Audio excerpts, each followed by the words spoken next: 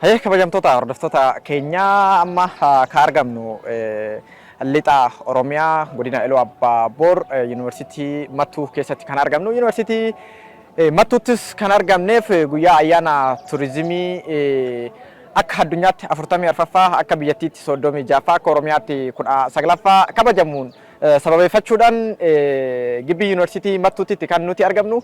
Gibbii yuunivarsiitii Mattuu kanattis immoo har'a ayyaanicha sababeeffachuudhaan kitaaba guddaan tokko kan eebbifamudha. Kitaabichaanis wal qabatee buqqee kiyyatti kan argamu barreessaa kitaabichaati. Barreessaan kun eenyu kan jedhu kan itti deemnu ta'a. Obbo Naasir Ahimad jechuun qorataa akka gaanfa Afrikaatti qabnu fi barreessaa dhimmoota holqoota garaagaraa irratti yeroo adda addaa irratti qorannoo babal'aa gochuudhaan bifa barruutiin kan nuuf dhiyeessaa ture ammas nuuf dhiyeessaa jirudha.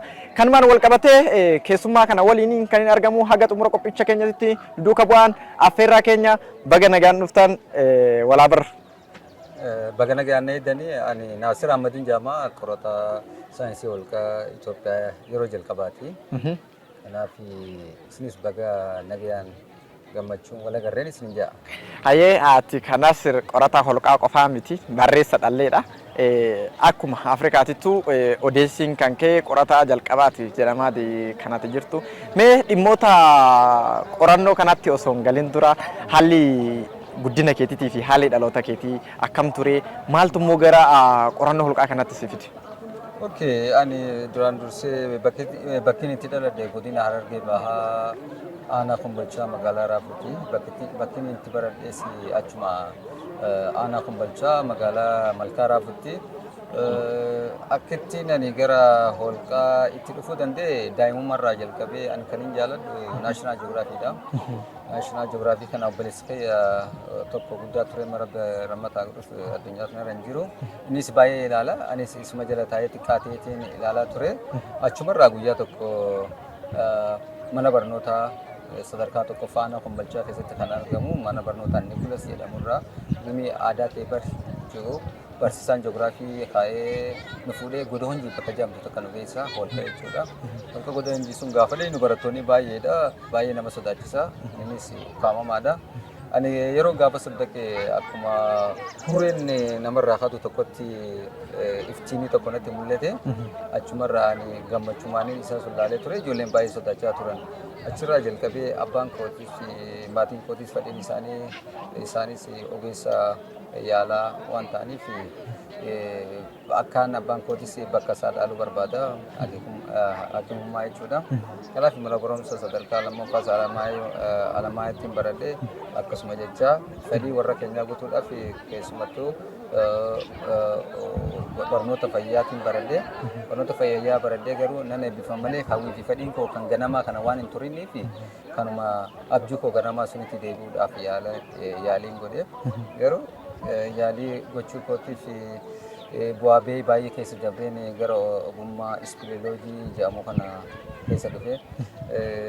Ispileoloojii jechuun akkuma Afrikaatti hin jiru biyyoota Awurooppaa qofa keessatti kan argamu manni barnootaa isaatis keessumattuu jecha ispileoloojii jedhu kana baay'ee natti ulfaachaa ture isuma jechuudha. Torbee tokko natti fakkaata. Gaafa sunitti sun booda ispileoloojii kana eenyutu barsiisa jedhee to'achuu barbaadu jalqabee intarneetirraa achi booda carraa dhaabbata qorannoo biyya Xaaliyaanirraa argadhee carraa achi deemee bara sunitti barachuu hin dandeenye sababa walitti iddoo warroota musliimaa kana amantaa wajjin wal qabatee bara sunitti Saadaamus uummata akka Iraaqiin maranitti fakkaata baay'ee sodaatamaa ture. Asumatti distaansiidhaan qoromsa ispileoloojii kana baradhee achi booda marsaa lammaffaatti biyya Faransaayitti ammas deebi'ee qoromsuma kanaan baradhee sadaffaa irratti amma biyya Jarmanitti baradhee badhaasa guddaa argadheen jirattis yeroo maallaqallee yeroo 36 fi beekamtii fi badhaasa The First Ethiopian Speleologist kan jiru achittiin argadhee jechuudha. Achirraa jalqabee Oromiyaatiin deebi'ee Oromiyaa keessaa kuufama dilbii holqoota Oromiyaan qabdu tokko tokkottiin hanga kalee fi arraas qorachaa jira. Waliigalatti qabeenya uumamaa Oromiyaan holqoota qabdu toora 300 fi didemi lamaatiin gahee jira. Kanaaf kana qofaa miti keessattuu rock art yookiin Oromo prehistoric rock art irrattis baay'ee qoradheen jira. Yeroo xiqqoon booda isaas kitaaba Oromo prehistoric rock art jedhus xumuraa waan hin jiruuf bara dhufu isaa kanaas guyyaa turizimii addunyaa kanarrattis waan haaraan baay'eetii yaada jechuudha. Hayyee Naasiroo mee hawwiin kan kee qorataa ta'uudha. Ati garuu kan baratte fayyaadha. Akkuma hawwii keetii siif guutee nama hojii guddaa addunyaa kanarratti hojjetedha. Keessattuu nama seenan isaa hin hasaamne, nama hojiin isaa mul'atudha ati.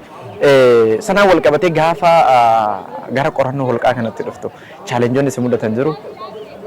Waan baay'eetu jira. Chaalenjoonni waan baay'eetu jira garuu isuma yoo barreessite kitaaba 20 ol ta'uu danda'a. Keessumattuu holqa gaafa qorattu kee biratti bineensonni garaagaraa kanneen akka jawwee, bofaa, qeeransaa baay'eetu argama. Sun qofaa miti. Holqa keessa gaafa qorattu bu'aa bishaan daayitaa bineensonni bishaan keessa jiran baay'ee jira. Holqa keessa bineensonni garaagaraa jira. Shimbirroon halkanii dhukkuboota garaagaraatiin si qabsiiftu jira. Kanaaf holqa qorachuun baay'ee ulfaataadha. Namoonni addunyaa kanarratti holqa qoratan parsantii 100 keessaa parsantiin 70 du'aanis saaxilaman akkuma addunyaatti jechuudha. Maaliif riskii baay'ee guddaa qaba. Oksijiiniin baay'ee ulfaata. Asootii yaadnee lagni guddatee sitti dhufa. Kanaaf chaalenjiiwwan na qunname baay'eedha. Kanaaf hanguma muraasa situ kee. Hayyee mee qorannoo kee jalqabaa holqa kamirraa jalqabde? Holqa naannoo kamii argamurraa jalqabde? Yeroo jalqabaatiif kanumaan daa'imummaarraa kutaa gaafan baradhu holqa Godoonjii aanaa Kumbalchaa magaalaa Raafuu Araddaa Bilisummaa keessatti argamuutiin isa kan inni itti jalqabe jechuudha holqa qorachuu jechuudha. Mee holqoota haga ammaa qoratte keessa holqi baay'ee chaalenjii si godhe yookiin holqi dhiibbaaleewwan adda addaa sirratti uume holqa kamii? Holqoonni biyya keenya keessattuu Oromiyaa keessatti akkuma biyyattuu holqoota Oromiyaan qabdu gosa 5tu jira. 5 keessaa tokko isa show tourism daawwannaadhaaf kan banaa ta'utu jira. Kan biraa isa medicine keevii qabna, industrial keevii qabna, mining keevii qabna. Sun keessa amma holqoota gosa 5 kana keessa holqoonni kun wantoota garaagaraa keemikaalota garaagaraa waan qabaniif hundinuu baay'ee chaalenjii si godha. Maaliif holqoonni kun misoomee waan hin misoominiif bu'aa ba'ii qaba. Keessattuu ciiftee seenta akka daa'imaan lafarra roota. Kanaaf bu'aa ba'ii hundummaan isaatu bu'aa ba'ii baay'ee qaba sababa hin misoominiif jechuudha. Kanaaf bu'aa ba'ii sun keessa dabartee keessumattuu gaafa sadarkaa kanaas geessee Oromiyaan waan maal akka fakkaatu addunyaa irratti gaafa ibsitu kun naafis gammachuu guddaadha. Uummata Oromootiifis qooda guddaadha jeetii yaada. Hayyee dhimmoota holqaa kanaa wal qabatee bara darbee kitaaba tokko eebbisiistee jirta. Bara kanallee guyyaa har'a eebbaaf kitaaba qopheessitee jira. Kitaabni kun ifaajjii fi bu'aa ba'ii ati gooteen kan guyyaa har'aa ga'e. Kitaabni kunis kitaaba tiyoorii yookiin odeessa irraa barraa'e osoo hin taane kitaaba fiizikaalii ati keessa lo'uudhaan chaalenjii hedduu keessa dabartee barreessiteedha. Mee waa'ee kitaaba kanaatiin wal qabatee xiyyeeffannaan kitaaba keetii maal ture? Eessarratti kan inni xiyyeeffatee barraa'e? Keessumattuu kitaabni bara kutee guyyuma turizimii addunyaa kana barreessee awwardii 2022 ittiin fudhadhe. Kitaabni kun Caves in Oromiyaa jedha. Holqoota Oromiyaa jedha. Keessattuu kitaabni kun akkuma biyyaattis kitaaba yeroo jalqabaatiif holqa irratti barraa'e.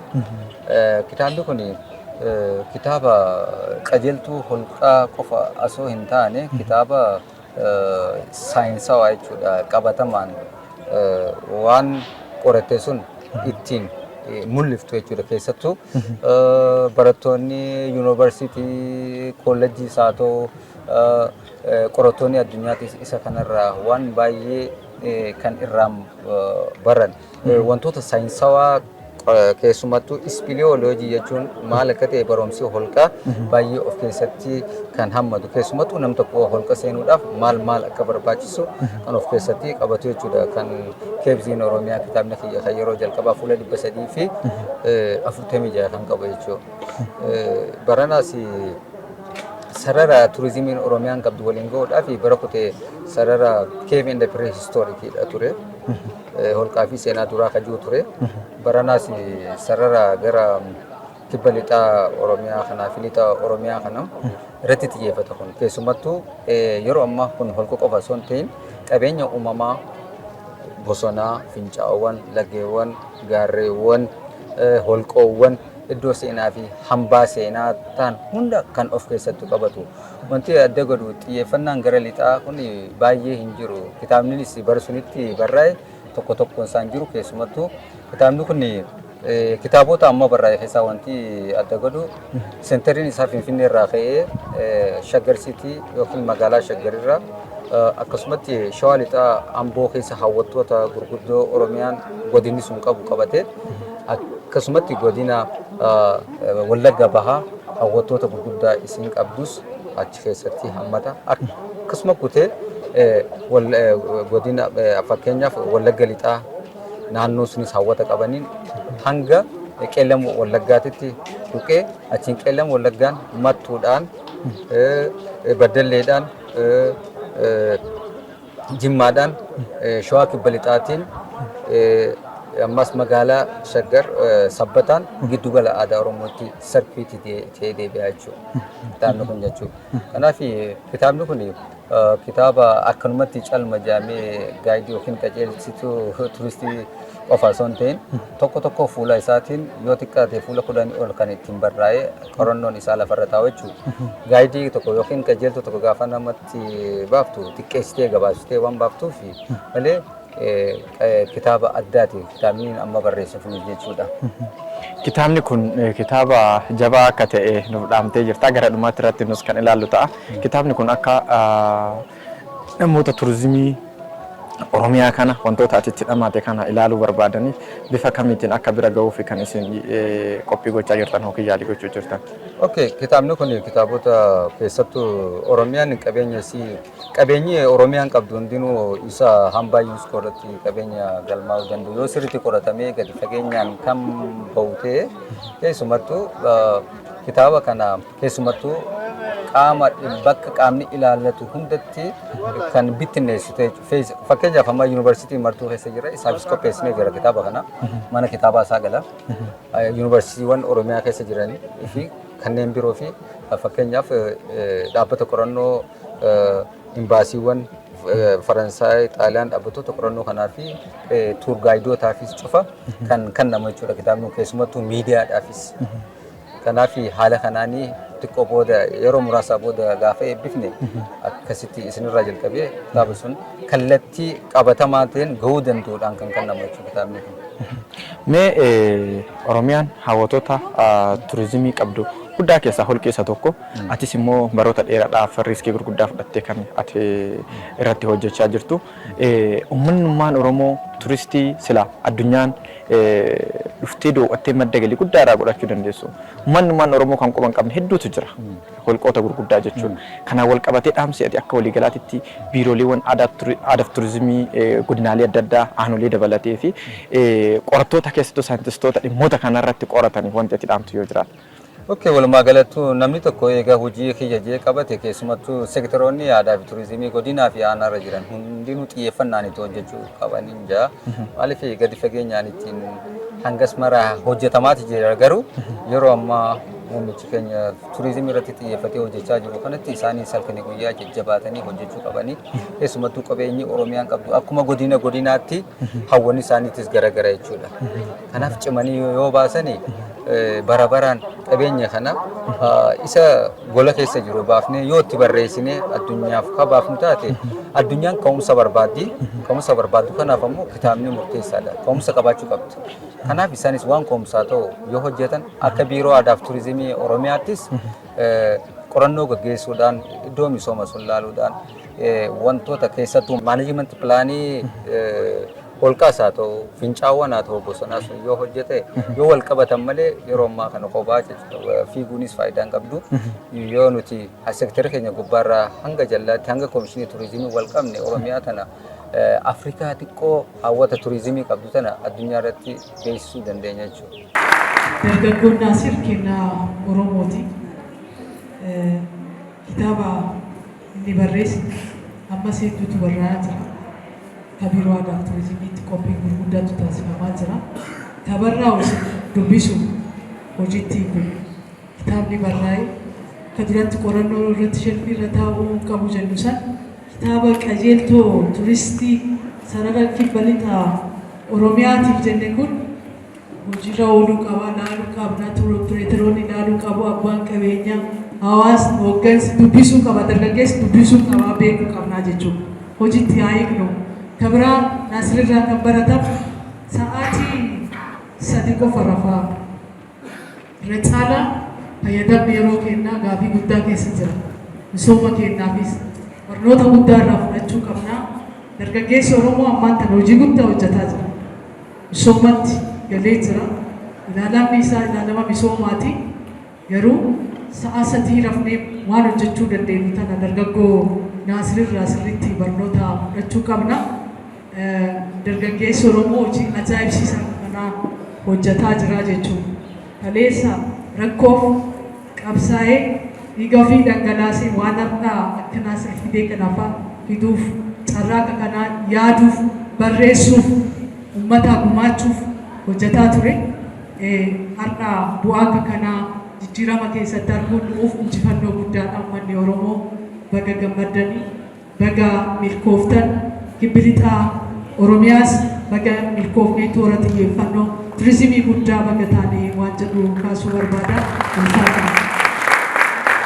Amileen itti xiqqaata maaloo harta. Kanattaan sun biiroon aadaa fi turizimii Oromiyaa badhaasa qabaa fi inni calqabaa badhaasa awwaardiiti mee harta hojiin nama hojjete kanaaf badhaasa awwaardiiti. Hooggantoonni lamaan akkanaaf badhaasanii fi Amileen alaadhaa kan itti xiqqaata. Intinnaata Naasiritti intinnaata dargaggoo Naasiritti mee hartuuf Amileen alaadhaa intinnaata Naasiritti. Kana qofaa miti biiroon aadaa fi turizimii Oromiyaa badhaasa kana alatti badhaasa maallaqaalee taasisee jira jechuudha.